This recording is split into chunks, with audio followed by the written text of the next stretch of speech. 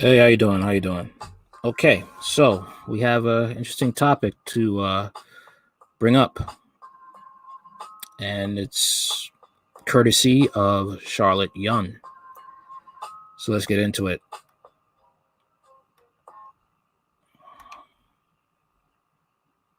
Announced the Chinese Exclusion Act while the Black community was going through so much, such as rampant lynchings against them. They worked hand in hand with us to free the Japanese people in the internment camps in 1942, and we directly benefited from Black-led civil rights movements every single time. So stop blaming and demanding things from them, and unlearn your anti-Blackness first.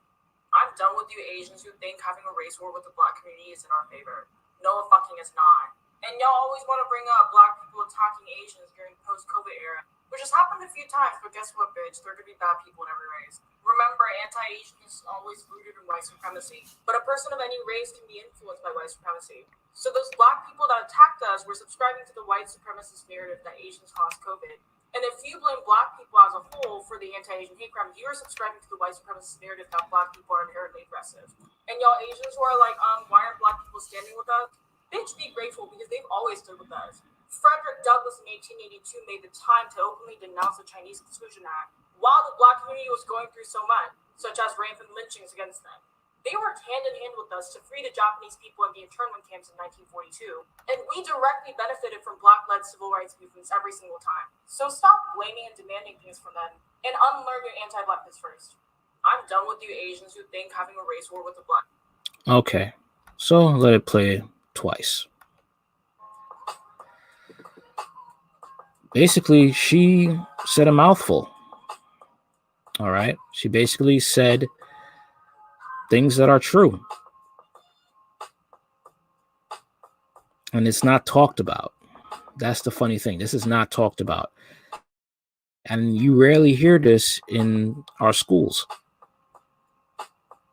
You don't, and that's a sad thing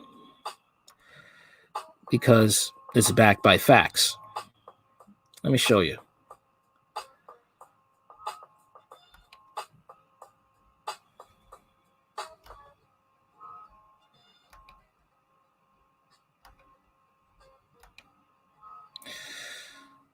Now let's see. Yep, here it is. When a ban on Chinese was proposed and Frederick Douglass spoke out. Americans' fear of non-white, non-Christian immigrants began in 1848 with the arrival of the first ship full of Chinese in San Francisco Bay. The Chinese came to wash the clothes of gold miners, transport supplies to mining camps, and provide sweat labor, but some Americans thought they were part of the invading force sent by the Celestial Empire to destroy America. For all the fear the Chinese arose, they never made up more than a few percent of the total immigrant population during the Civil War era. From 1851 to 1860, fewer than 50,000 Chinese people had immigrated to the United States out of a total of 2.5-3 million immigrants from all nations. In the 1860 census showed 35,565 Chinese residing in the United States compared to 1.6 million Irish, 1.3 million Germans. In fact, there were more Swiss, 53,000, and Norwegians, 995 here than the Chinese. But one state where the Chinese were visible presence was California. By 1860, there were 146,528 foreign-born people in California. Of these, 34,935 were from China, 33,147 from Ireland, 21,646 from German states, 12,227 from England, and 9,150 Mexicans lived in the state as well. But even in California, the Chinese presence was greatly exaggerated. 61% of the population was native born in 1860, and the percentage would increase to 63% by 1870. Chinese immigrants made up roughly 10% of the state's population at the time of the war. In 1868, the United States signed an agreement with China known as the Burlingame Treaty. Secretary of State William Seward wanted to open up trade with China, and the empire wanted to protect the Chinese living in the West.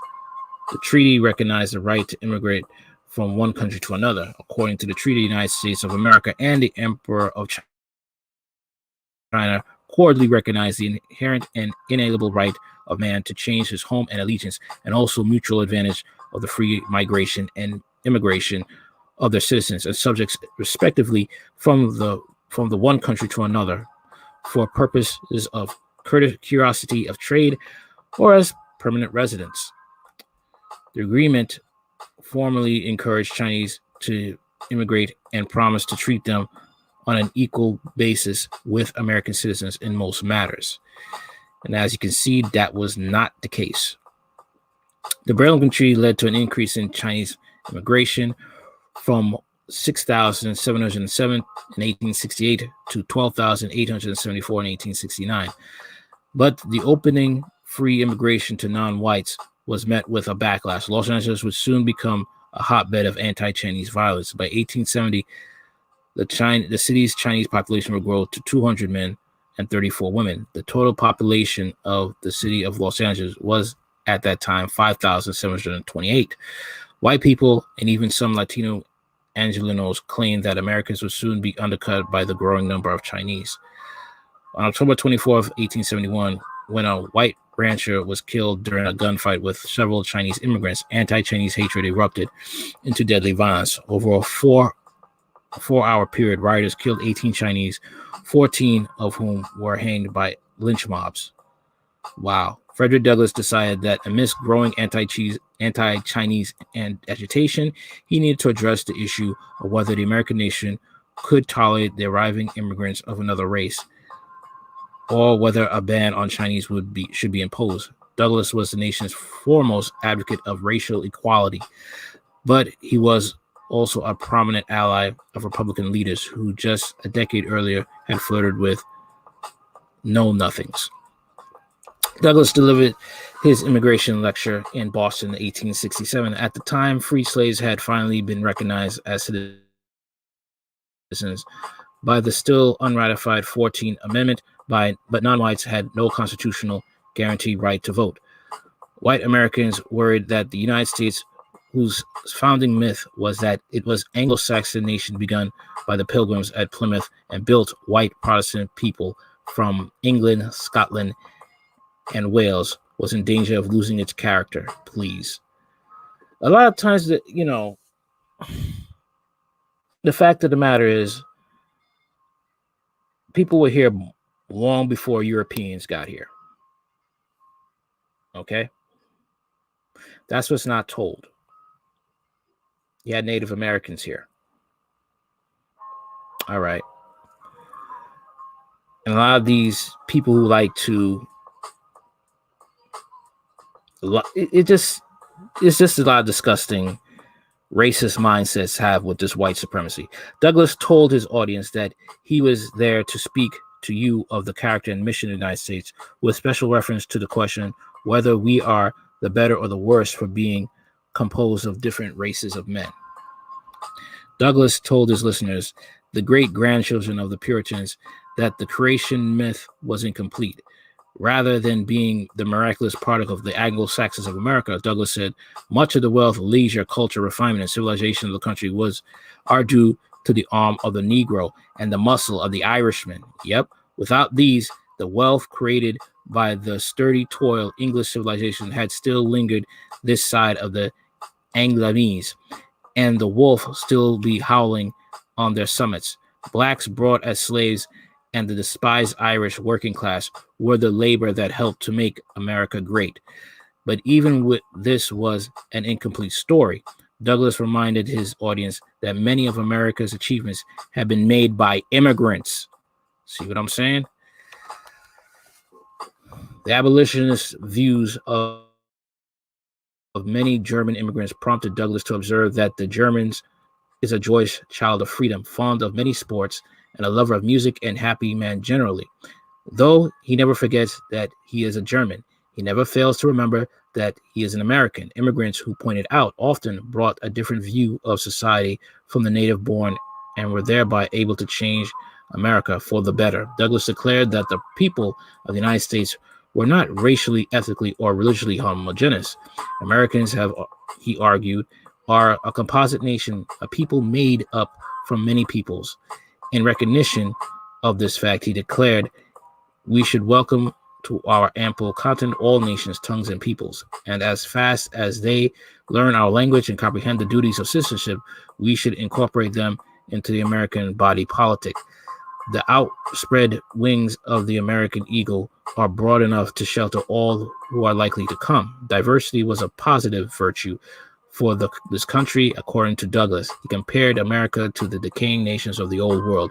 Those countries, he said, which have maintained the most separate and distinct existence for the longest periods of time, which have had the least intercourse with other races of men, are standing confirmation of the folly of isolation.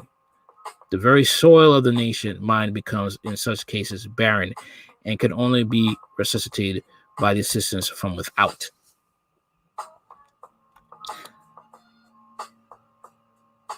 While conservatives argued for walling off America from the Chinese immigration, Douglas warned that the voice of civilization speaks an unmistakable language against the isolation of families, nations, and races, and pleads for composite nationality as essential to her triumphs. Okay? And this is what, Frederick Douglass stood against, this type of racism and bigotry, of white supremacy. Okay? This is what Charlotte Yun was speaking about. Okay? You want to bash blacks and,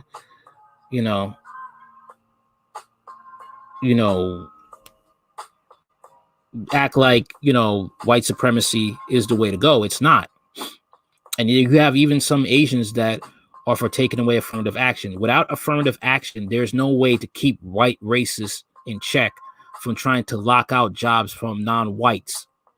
A lot of blacks think the same way, and they've been fooled by this two-party political system, the Republican Party, who doesn't feel that they should give anything for a vote to the black community, but they want the votes. Yet they want to be the ones to condemn people getting handouts, yet they want handouts themselves. And look how they brainwash non-whites. Yeah, take away affirmative action. That is the very thing that keeps them from, blocking off people based on the color of their skin or where they come from. And this is how they fool minorities. Trying to say, oh, it's wrong. It's wrong to have affirmative action. No, it's right.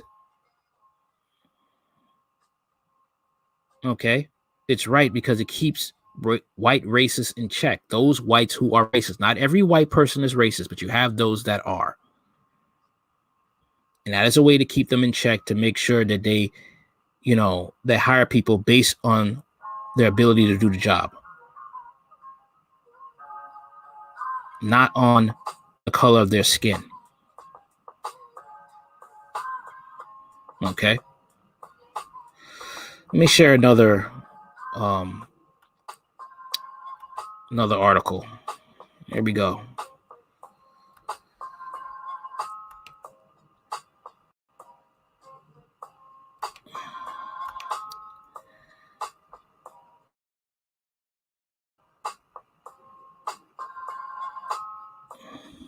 Okay, like I said, DJ Leisha, there are white racists and there are racists in every ethnic group. So I don't know why you feel the fact that, you feel offended. It's still white supremacy. If you're not a white supremacist, if you're not a racist, then you shouldn't feel any, you shouldn't feel offended. Don't know what to tell you. Yes, there's, you face racism everywhere, and you have, you suffered severe racism in your, from a black family. Okay. Like I said, there's racists in every ethnic group. That's all I'm saying. I'm just saying it's just you shouldn't feel offended. That's all I'm saying.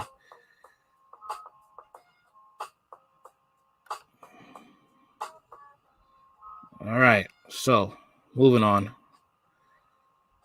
Okay. Yep.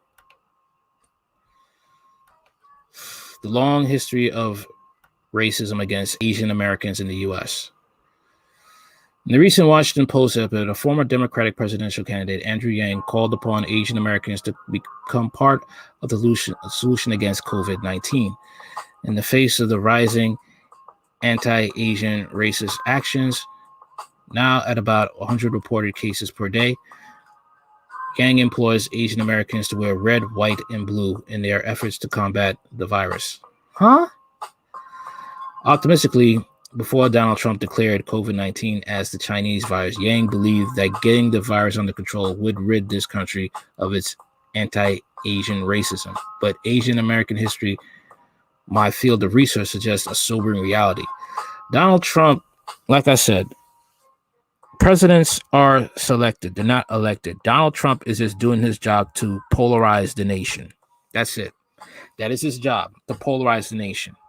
If this country was actually, ruled by truth and actual justice and a decorum, Donald Trump probably wouldn't have made it to the presidency. And if he was made to the presidency, he would be severely thoroughly checked for any comments made like this, like saying China virus, Kung flu. That's racist. I don't care what anybody says. It's racist. And unfortunately, people are brainwashed by the two-party system. And no, it's not racist. It is. Okay? If this virus had any connections to Israel and he made those racial slurs jokes about Jews, see how fast there would be an uprising. See how fast Donald Trump would have to make an apology. This is what I'm saying. And you know how to make what certain jokes with who. Okay? Just like with Steven Crowder, okay? When he was making jokes about black farmers. Okay? And the bill had nothing to do with black farmers. He was making stupid jokes anyway. And when he made stupid jokes about the Asians, okay? But let him do that with Jews. He would be utterly off YouTube. History of anti-Asian racism. Up until the eve of the COVID-19 crisis, the prevailing narrative about Asian Americans was one of the model minority. The model minority concept developing during and after World War II posits that Asian Americans were the ideal immigrants of color to the United States due to their economic success. But in the United States, Asian Americans have long been considered as a threat to a nation that promoted a white-only immigration policy. They were called a yellow peril, unclean and unfit for citizenship in America. In the late 19th century, white natives spread xenophobic propaganda about Chinese uncleanliness in San Francisco. This fueled the passage of the infamous Chinese Exclusion Act, the first law in the United States that barred immigration solely based on race. Initially, the act placed a 10-year moratorium on all Chinese immigration. In the early 20th century, American officials in the Philippines, then a former colony of the U.S., denaturalized Filipinos for their supposedly unclean and uncivilized bodies. Colonial officers and doctors identified two enemies, Filipino insurgents against the American rule, and tropical diseases festering in native bodies, by pointing to Filipino political and medical unruliness. These officials justified continued U.S. colonial rule in the islands. On February 19th, 1942, President Franklin Delano Roosevelt signed Executive Order 966 to incarcerate people under suspicion as enemies to inland internment camps. While the order also affected German and Italian Americans on the East Coast, the vast majority of those incarcerated in 1942 were of Japanese descent. Many of them were naturalized citizens, second and third generation Americans, internees, who fought in the celebrated 442. Wait a minute. These people fought in the military and you still, wow. And celebrating the 442nd Regiment were coerced by the United States military to prove their loyalty to a country that locked them up simply for being Japanese. In the 21st century, even the most multicultural North American cities like my hometown of Toronto, Canada, are hotbeds for violent racism. During the 2003 SARS outbreak, Toronto saw a rise in anti-Asian racism, much like that of today. In a 2008 study, sociologist Carrie Ann Lung highlights the everyday racism against Chinese and Filipino healthcare workers in the years that follows the SARS crisis. While publicly celebrated for their work in hospitals and other health facilities, these women found themselves fearing for their lives on their way home. No expression of patriotism, not even being frontline workers in a pandemic, makes Asian immigrants immune to racism. Making the model minority. Over the past decade, the Pulitzer Prizes to popular films, Asian Americans have slowly been gaining better representation in Hollywood and other cultural industries. Whereas the Joy Luck Club had long been the most infamous depiction of Asianness in Hollywood, by the 2018 Globes, Sandra Oh declared her now famous adage, "It's an honor just to be Asian." It was, at least at face value, a moment of cultural inclusion. However, so-called Asian Americans inclusion has a dark side. In reality, a cultural historian, Robert G. Lee, has argued inclusion can and has been used to undermine the activism of African Americans, indigenous peoples, and other marginalized groups in the United States. In the words of writer Frank Chin in 1974, "White loves us because we're not black." Oh boy. For example, in 1943, a year after the United States incarcerated Japanese Americans under the Executive Order of 1966, Congress repealed the Chinese Exclusion Act. White liberals advocated for the repeal, not out of altruism towards Chinese immigrants, but to advocate for a trans-Pacific alliance against Japanese and Axis powers. By allowing for the free passage of Chinese immigrants to the United States, the nation could show its supposed fitness as an interracial superpower that rivaled Japan and Germany. Meanwhile, incarcerated Japanese Americans in camps and African Americans were still held under Jim Crow segregation laws. Like I said, both parties are the same parties, the same demonic racist party. Okay? And they got their underlings, those who are non-white. How do I put this? They're bootlickers to help. Their aid in white supremacy. Sad to say, you will have non-whites aiding white supremacy, thinking they're doing a good thing when they're just as disposable and despised themselves. In her book, Opening the Gates to Asia, Trans-Pacific History of How America Repealed Asian Exclusion, Occidental College historian Jane Hong reveals how the United States government used Asian immigration inclusion against other minority groups at a time of social upheaval. For example, in 1965, Lyndon B. Johnson's administration signed the much-celebrated Hart-Celler Act into law. The act primarily targeted Asian and African migrants, shifting immigration from an exclusionary quota system to a merit-based point system. However, it also imposed immigration restrictions on Latin America. Beyond model minority politics, as history shows, Asian American communities stand to gain more working within communities and across the line of race, rather than trying to appeal to those in power. Japanese American activists such as the late Yuri Koshiyama worked in solidarity with other communities of color to advance the civil rights movement. A former internee at the Jerome Lorillo Center in Arkansas, Koshiyama's post-war life in Harlem and her friendship with Malcolm X inspired her to become active in the anti-Vietnam War and civil rights movement. In 1980, she and her husband, Bill, himself part of the 442nd Regiment, worked at the forefront of the reparations and apology movement for the Japanese internees. As a result of their efforts, Ronald Reagan signed the resulting Civil Liberties Act into law in 1988. Koshiyama and activists like her have inspired the cross-community work of Asian American communities after them. In Los Angeles, where I live, the Little Tokyo Service Center is among those at the forefront of grassroots organizing for affordable housing and social services in a rapidly gentrifying neighborhood. While the organization's priority area is Little Tokyo and its community members, the center's work advocates for affordable housing among Black and Latino residents, as well as Japanese American and other Asian American groups. To the northwest in Koreatown, the grassroots organization K-Town for All conducts outreach to unhoused residents of the neighborhood, regardless of ethnic background. The coronavirus sees no borders. Likewise, I think that everyone must follow the example of these organizations and activists, past and present, to reach across borders and contribute to collective well-being. Self-isolation, social distancing, and healthy practice should not be in the services of proving one's patriotism. Instead, these precautions should be done for the sake of caring for those whom we do and do not know inside and outside our national communities. So that's basically it. You see how white supremacy has not only affected blacks, but Asians. And Charlotte Young should be commended for this. Unfortunately, you're going to have some, you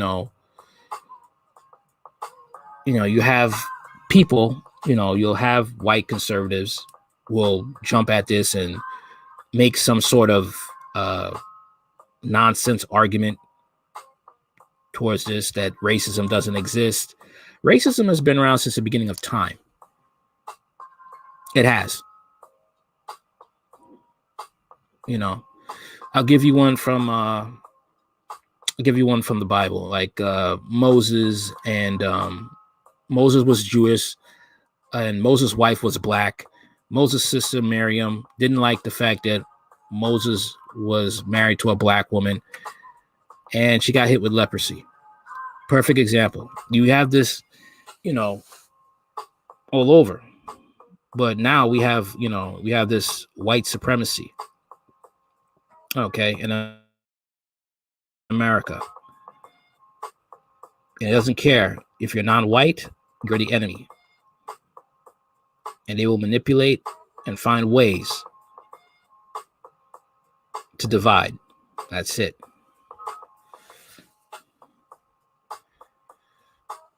My daughter's mixed race, and growing up, even now, they having it hard. I know we have a lot of ignorant people, on both sides, black and white, that say, oh, if you're mixed, you're not black. If you're, that's how it is. If whites do the same thing. I mean, that's how it is. People are very ignorant when it comes to race. Okay. And that's just how it is. But the best way to fight racism is to just be educated on the history. And sometimes you're going to have to dig into the history, that the history books that, is not taught in schools. Like what was just found out now about what the Asians suffered at the hands of whites, racist whites, not all white. Again, I'm not saying that all whites are racist, just talking about how it was with white, with racist whites. Okay. Just finding out what Asians went through when they came over here and during the gold rush. Okay. And sad to say, this is how it is. I mean, even you look at television, right? It's when it came to remember Kung Fu? Okay. Bruce Lee was supposed to be in that, but they got David Carradine to play the part.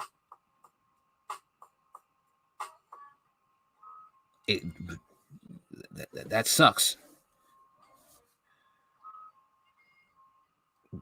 That's it. I mean, how else could you be, smack in the face? And Bruce Lee was the one, giving them material and everything like that.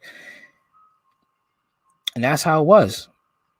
Even with the racism, sad to say, Asians didn't like him because he had a drop of German blood.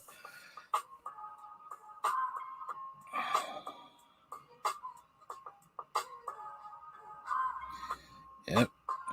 I am okay. Whites hate whites too. It's disgusting. Yes, one love. Following you on Moors and Moses and Miriam.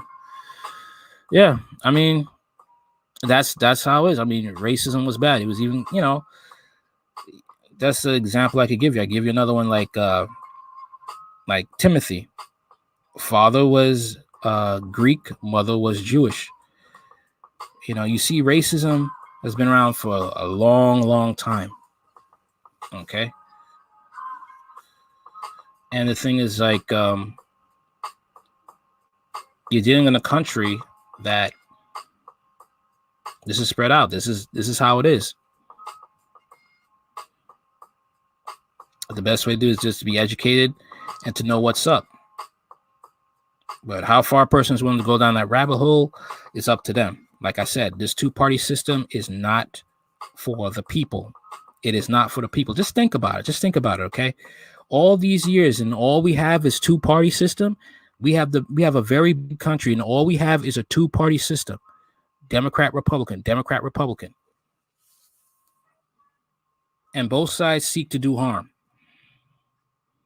They're the same party.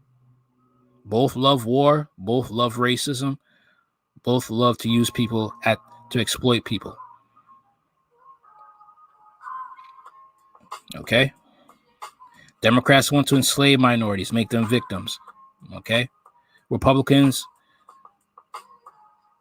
if they can't get you on this side, they'll try to destroy your neighborhood like they did with the black community, flood it with drugs. The war on drugs is really the war on black people. Okay?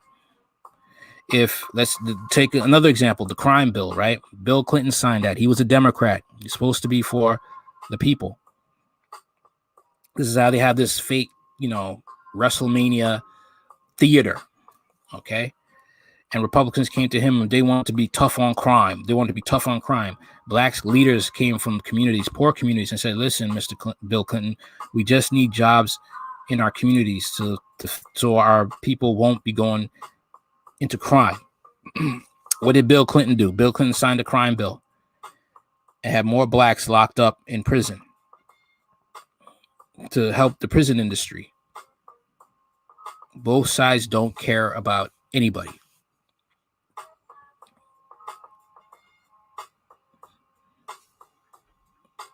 Both sides are for white supremacy. And sadly, this is how it is today.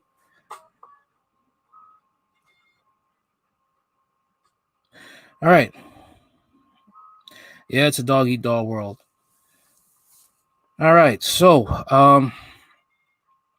hope you guys enjoyed this segment. There'll be more. If you have any good stories, let me know. Once again, redpillman1988 at gmail.com. Later.